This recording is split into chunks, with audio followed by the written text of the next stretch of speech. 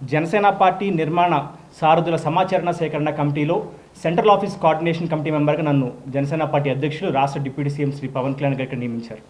So ముందుగా రైతు సోదరులకి మరియు వారి రైతు కుటుంబ సభ్యులందరికీ కూడా ఏరువాక పౌర్ణమి శుభాకాంక్షలు.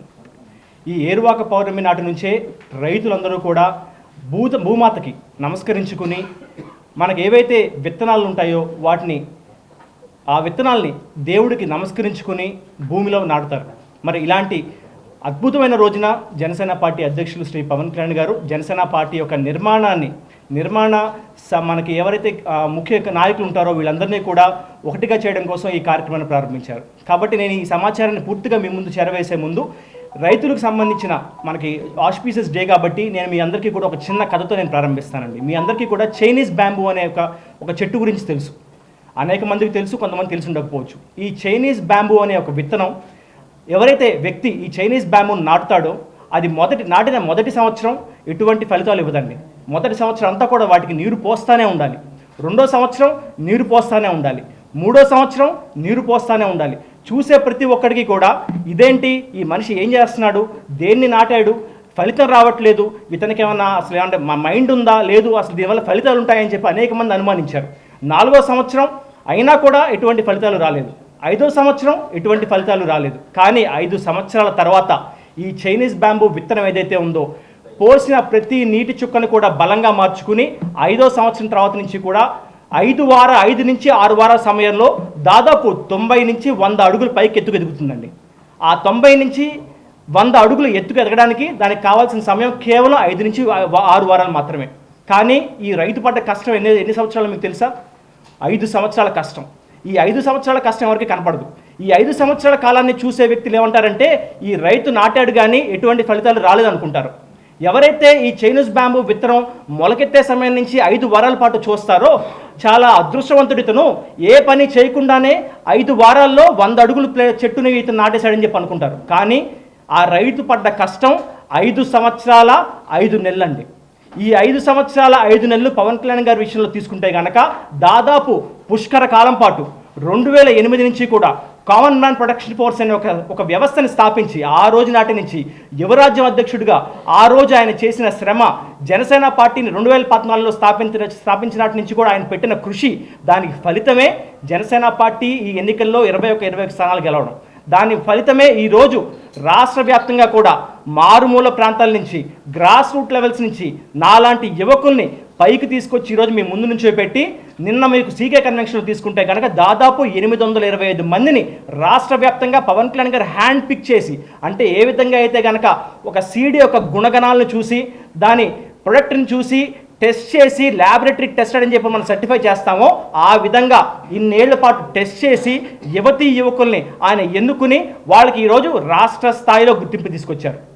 మరి మీరు తీసుకుంటే కనుక అరకు ప్రాంతం నుంచి బాబురావు అనే ఒక వ్యక్తి మారుమూల ట్రైబల్ కుర్రవాడు, అదేవిధంగా భీమిలి నియోజకవర్గం నుంచి ఒక టీ షాప్ నడుపుకునే శివ అనే వ్యక్తి, తెనాలి నుంచి టైలరింగ్ వర్క్ చేసుకునే ఒక శివకుమార్ అనే వ్యక్తి, ఇలా వీళ్ళందరినీ కూడా రాష్ట్ర స్థాయిలో జనసేన పార్టీలు ఈరోజు మనకి జనసేన పార్టీ నిర్మాణ బాధ్యతలు అప్పచెప్పారు. మరి కాబట్టి ఈ నిర్మాణ బాధ్యతల్లో ఎటువంటి కార్యక్రమాలు నిర్వహిస్తామనేది ఈ విషయాన్ని మీ అందరికీ నేను తెలియజేస్తాను. సో దీంట్లో భాగంగా మనకి పవన్ కళ్యాణ్ గారు, మా అధ్యక్షులు పవన్ కళ్యాణ్ గారు ఒక కమిటీని నియమించారండి. దీంట్లో కమిటీలో 28 సభ్యులు ఉంటారు. ఈ సభ్యులు మొత్తం మీద కూడా ఒక అబ్జర్వర్, దాంతోపాటు 3 సీనియర్ నాయకులు, 3 సాధక్ రిప్రజెంటేటివ్స్, దాంతోపాటు 21 మంది సాధక సభ్యులు. సో వీరందరినీ కలుపుకుంటే కనుక ఒక పార్లమెంట్కి 28 మంది సభ్యుల్ని అధ్యక్షులు పవన్ కళ్యాణ్ గారు ఈ సమాచార సేకరణ కమిటీ కింద నిర్ణయించడం జరిగింది. సో మన రాష్ట్రంలో ఉన్న 25 పార్లమెంట్లు కూడా ఈ కమిటీ ఆల్రెడీ నిన్న రాత్రికే చేరుకుంది. ఈరోజు ఉదయం నుంచి అంటే జూన్ 29 నాటి నుంచి కూడా 5 రోజుల పాటు ఈ కమిటీ వాళ్ళ కార్యక్రమాన్ని పూర్తిగా విధి విధానాలతో పాటు నడుపుతూ ఉంటారనమాట. సో ఈ కమిటీలో ఎవరైతే ఉన్నారో ప్రతి ఒక్క వ్యక్తి కూడా సమాన గౌరవంతో వారందరూ కూడా మన కార్యక్రమాలు పాల్గొంటారు. సో వీళ్ళు 5 రోజుల్లో చేయవలసింది ఏంటంటే డే 1 ఈరోజు కాన్స్టిట్యున్సీ యొక్క హెడ్ క్వార్టర్స్కి వెళ్ళడం, ఒక వెన్యూని సెలెక్ట్ చేసుకోవడం, అక్కడ జనసేన పార్టీ యొక్క ముఖ్య నాయకులందరినీ పిలవడం, మనం ఈ 5 రోజుల పాటు చేసే ప్రక్రియని చాలా క్లియర్ కట్గా ఎక్స్ప్లెయిన్ చేయడం. దాంతోపాటు మధ్యాహ్నం నుంచి కూడా ఆ పార్లమెంట్లో ఉన్న కాన్స్టిట్యున్సీలు ఏవైతే ఉంటాయో 7 కాన్స్టిట్యున్సీలు ఉంటాయో 7 కాన్స్టిట్యున్సీలు కూడా పర్యటించి జనసేన పార్టీ నిర్మాణంలో భాగం కావాలనుకున్న వాళ్ళు, జనసేన పార్టీ కమిటీల్లో ఎవరైతే భాగం అవ్వాలనుకుంటున్నారో మీ అందరి దగ్గర నుంచి కూడా సమాన అవకాశం కలిగిస్తూ అప్లికేషన్స్ మేము తీసుకుంటున్నాం అనే విషయాన్ని తెలియజేయడం. రేపు డేటు ఉదయం 10 నుంచి కూడా మధ్యాహ్నం 2 గంటల వరకు ఈ అప్లికేషన్ తీసుకునే ప్రక్రియనే ప్రారంభిస్తారండి. సో ఈ అప్లికేషన్ ప్రక్రియలో ఒక వెల్కమ్, ఒక రిసెప్షన్ డెస్క్ ఉంటుంది. దానంతరం ఒక 3 డెస్కుల్లో సీనియర్ నాయకులు మరియు సీనియర్ సాధకులు మరియు సాధక సభ్యులందరూ కూడా కూర్చుని ఉంటారు. మరియు ఒక అబ్జర్వర్ డెస్క్ ఉంటుందన్నమాట.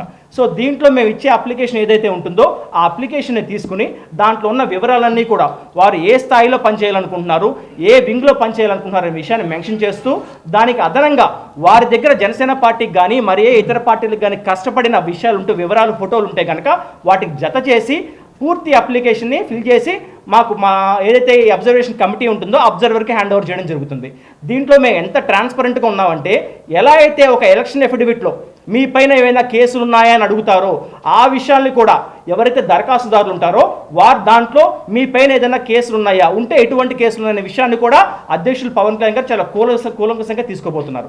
నాకు తెలిసి రాజకీయ చరిత్రలో, దేశ రాజకీయ చరిత్రలో ఇలాంటి ఒక ప్రక్రియ ఏ రాజకీయ పార్టీ కూడా పెట్టి ఉండదండి. ఏమన్నా ఉంటే కనుక కొన్ని ఐడియాలజికల్ ఆర్గనైజేషన్స్ ఏమైనా నడుపుతున్నాయేమో కానీ ఒక జనసేన ఒక పొలిటికల్ పార్టీలో ఇలాంటి ఒక ప్రక్రియ తీసుకోవడం ఇదే మొదటిసారి. ఏ అధ్యక్షుడైతే, ఏ పార్టీ వ్యవస్థాపకుడైతే కొన్ని ఏళ్ల పాటు గ్రౌండ్లో తిరిగి ప్రజా సమస్యలు తెలుసుకుని ఏ విధంగా అయితే ప్రజల్లో మమేకం అవుతాడో అలాంటి వ్యక్తి మాత్రమే సామాన్య కార్యకర్తలు ఒక కష్టం తెలుసుకుని సామాన్య కార్యకర్తల్ని మెంబర్షిప్ దశ నుంచి కూడా లీడర్షిప్ వరకు తీసుకెళ్లే ఒక బాధ్యత వాళ్ళు తీసుకుంటారు. మరి ఇతర పార్టీల్లో మా తర్వాత పెట్టిన పార్టీలు కానివ్వండి, మా ముందు పెట్టిన పార్టీలు కానివ్వండి, నేను ఛాలెంజ్ చేసి చెప్పేది ఏంటంటే ఇలాంటి ఒక ఇంటర్నల్ డెమోక్రసీ మరి ఏ విధంగా అయితే కనుక అబ్రహాం లింకన్ గారు for the people, by the people, to the people అని చెప్పారో, మరి అదేవిధంగా ఒక ఇంటర్నల్ డెమోక్రసీలో జన సైనికుల యొక్క కోరిక మేరకు జన సైనికుల కోసం జన సైనికుల చేత ఎన్నుకోబడే ఒక కమిటీకి అయితే ఉండబోతుంది. దీంట్లో ఈ కమిటీ యొక్క మెయిన్ బాధ్యత ఏంటంటే అప్లికేషన్స్ తీసుకోవడం. ఏ కార్యకర్త అంటే ఏ ఉద్యమి దీంట్లో ఏంటంటే ప్రతి ఒక్కరికి కూడా మెంబర్షిప్ ఉన్న వ్యక్తులు మాత్రమే ఎలిజిబుల్గా ఉంటారండి. సో జనసేన పార్టీ సభ్యత్వం ఉన్న ఏ వ్యక్తి అయినా సరే ఈ కమిటీ వద్దకు రావచ్చు. వారు ఏ స్థాయిలో పనిచేయాలి అనుకుంటున్నారో ఆ విషయాన్ని క్లియర్గా రాసి అబ్జర్వర్కి ఇవ్వచ్చు. సో దీంట్లో ఉన్న వ్యక్తులకు ఎటువంటి కూడా షరతులు ఉండవు. కానీ పూర్తిగా ఏదైతే కమిటీ ఉంటుందో కమిటీ బాధ్యత ఏంటంటే పవన్ కళ్యాణ్ గారి ఈ committee will be the eyes and ears of Pawan Kalyan గారు. సో ఇచ్చే ప్రతి మాట కూడా పవన్ కళ్యాణ్ గారికి చేరవేస్తారు, చూసే ప్రతి విషయాన్ని కూడా పవన్ కళ్యాణ్ గారికి చేరవేస్తారు. సో ఈ విధంగా ఈ కమిటీ కేవలం అభ్యర్థనల్ని తీసుకోవడం వరకు మాత్రమే పరిశీలిస్తుందండి. అనంతరం తీసుకున్న అప్లికేషన్స్ని ప్రతిరోజు కూడా సాయంత్రం ప్రెసిడెంట్ సెంట్రల్ టీం నుంచి ఉన్న 5 వ్యక్తులు దీన్ని డిజిటలైజ్ చేసి ఏ రోజుకి ఆ రోజు సెంట్రల్ ఆఫీస్కి ఎన్ని అప్లికేషన్లు వచ్చినాయి, ఎవరు అప్లై చేశారనే విధాన్ని డిజిటలైజేషన్ ద్వారా సెంట్రల్ ఆఫీస్కి అందజేస్తారు. అనంతరం ఎవరికి ఏ పోస్ట్ రావాలి అనే విషయం మాత్రం పూర్తిగా అధ్యక్షులు శ్రీ పవన్ కళ్యాణ్ గారు మాత్రమే డెసిషన్ తీసుకుంటారు.